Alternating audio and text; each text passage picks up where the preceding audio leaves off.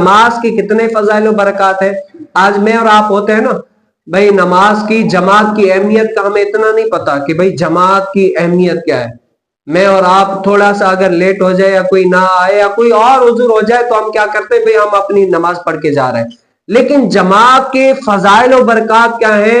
اب علماء صلحاء صالحین اکابرین کے جتنے پابند ہوتے تھے ہمارے اکابرین، وہ کس وجہ سے؟ وہ اسی حدیث رسول کی وجہ سے کہ مصطفیٰ جان رحمت صلی اللہ علیہ وسلم نے جماعت کے بارے میں کتنا ارشاد فرمایا ہے.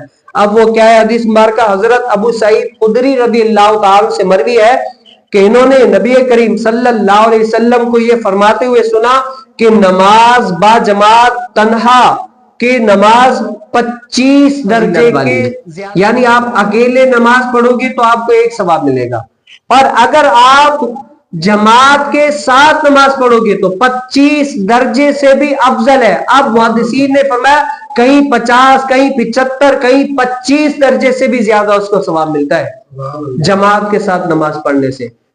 اب یہ کیا ہے؟ یہ جماعت کے فضائل و برکات ہے.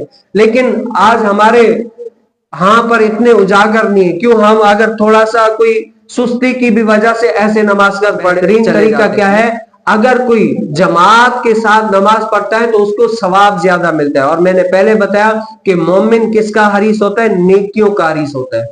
اب وہی کام اگر آپ کریں آپ کو 10 روپے ملے، اور وہی کام اگر آپ صحیح طریقے سے کریں، ان کے بتائے ہوئے طریقے کے مطابق کریں، آپ کو 100 روپے ملیں گے. تو آپ کی ترجیح 100. اسی طریقے سے نماز تو پڑھنی ہے، کیوں نہ ہم جماعت کے ساتھ پڑھ لیں؟ اکیلے پڑھیں گے 1 کا ثواب ملے گا، جماعت کے ساتھ پڑھیں گے کس کا ملے گا؟